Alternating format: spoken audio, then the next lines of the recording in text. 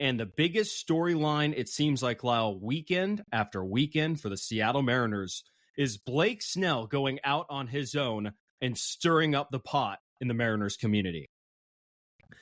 Man, have we ever seen a free agent want to play for the Mariners this badly, let alone a blue chip free agent like this?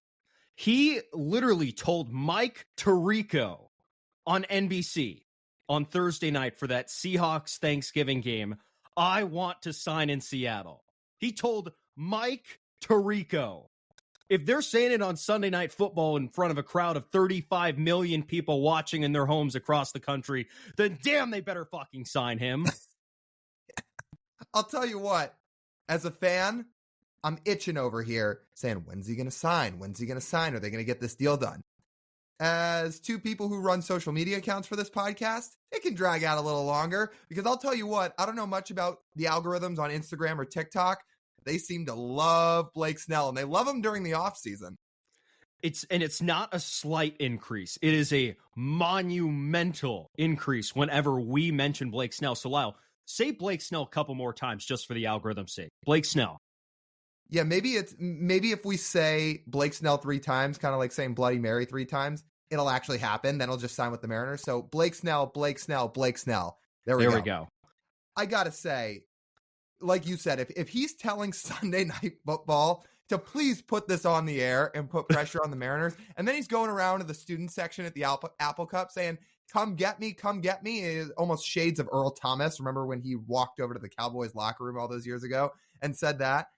Like, that's what it feels like. I have never seen this for the Mariners where it is so clear cut in front of them that this free agent is begging you to sign him. Yet here we sit.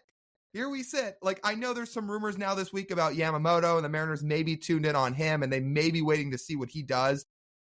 But man, that is a big risk for a guy that I'll put it a 5% chance to sign in Seattle.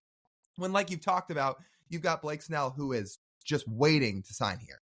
And he took a nice picture with friend of the pod, Softy. I wonder what he told Softy. I think we were sitting here trying to figure it out of like, was Softy going to like dig in and be like, so like, what have they offered you? So I think, Lau, me and you need to text our sources about this and see if we can dig up anything and report exclusively here on the pod. Yeah, that is our next step as a podcast, I guess, is start getting sources and breaking news and leaking information on here. So yeah, let's send Softy a text saying, hey, so did you give him a hard time or what? Actually, knowing Softy, the answer to that is, and the question to that is rhetorical. It's yes. Did he lay out the contract terms the Mariners have offered? It's like, yep, the Mariners have only offered me so far 3 for $60 million. And I laughed at them. But I still want to sign here because I really, really want to pitch here.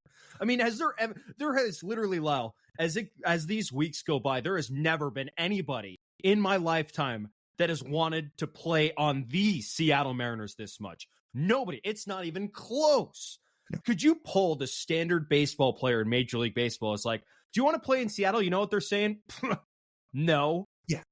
And Blake Snell is out here saying, the worst franchise in baseball, please sign me.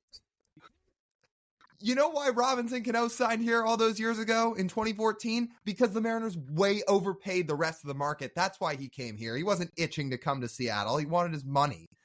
Like Blake Snell is saying, not only do I just desperately want to come home and play for the M's, no, I'll take a discount. I'll take a hometown discount to play for the only franchise in baseball to never make the World Series.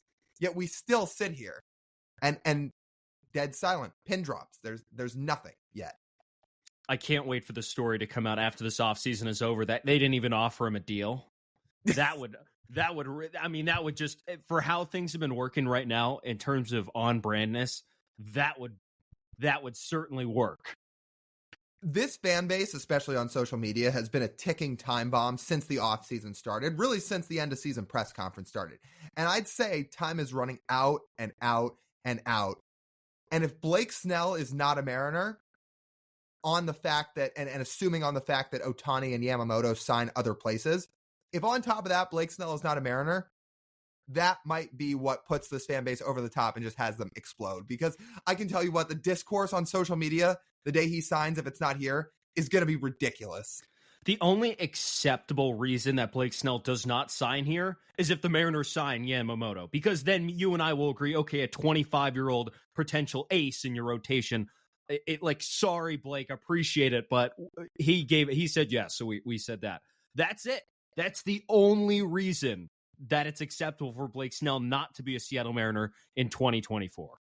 Or if they sign Shohei, I'll put that there too. Sure, that's fine. Yes. So the two Japanese superstars. If not, Blake Snell should be wearing a Mariners uniform next season. He better be. Man, I'll tell you what, we're just going to wait for this to go by because I think people's blood pressures are only rising. I'm just sitting here waiting to see what happens because I'm frankly a little baffled he's not signed here already, but hopefully things swing in the Mariners' favor because, again, if not, man, it's going to be hell on social media. Yeah. We're guessing the market's going to heat up here over the next week and a half a little bit. Winter meetings are next week, right? Do you know the exact days? What are the exact days of winter meetings? Yeah, I think it starts this Sunday, I believe, because we've been before a little behind. Yeah, I was going to say we've been. You remember that car ride?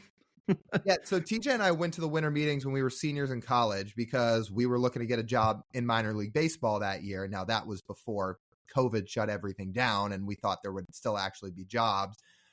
And when we went, it was a 5-hour car ride from Tempe to San Diego. And if I'm remembering the dates right, we got there early Sunday morning, and it was Sunday, Monday, Tuesday, and I believe we left on that Wednesday. Correct, yeah. Thursday.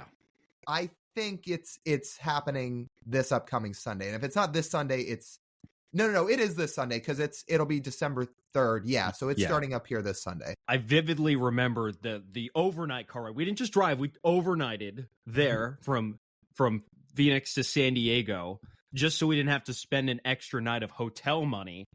And I still have the photos saved of my phone of us eating at Denny's at 5 a.m, not having barely slept at all. And I don't think anything encapsulates what the grind of minor league baseball or getting into minor league baseball is more than that right there. Nothing else was open. Check-in and the first meetings for the minor league convention, which is what we were going to, was at like 8 o'clock.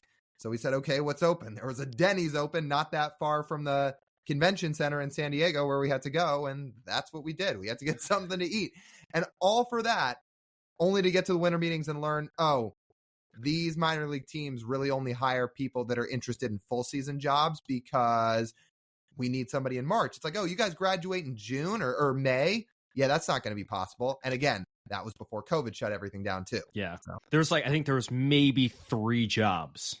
3. Maybe. Yeah. Only for TJ to never step foot in minor league baseball. I spent 1 season in minor league baseball a couple years after the winter meetings. And I said, yeah, that might be it for me in the minors. I do love excuses to go to San Diego, though. I'm not going to complain about that. It was fun. The weather was nice. And it was, that was the first time we met Ryan Divish and planted the seed to eventually have him on here. Oh, the first thing Divish said when we saw him is, man, I'm so glad it's in San Diego this year other than that dump in Orlando because now I can actually go out and gas lamp and drink when all this is over. Yeah, and also probably a good thing it's not in Vegas, so I'm not I don't stumble into news breaks at 4 a.m. I've lost $4,000 and I have to type up a story. And he was probably exaggerating a little bit with the money thing, but again, he was like, yeah, this is probably a good location for it. Our beat writer right there. Our fucking beat writer.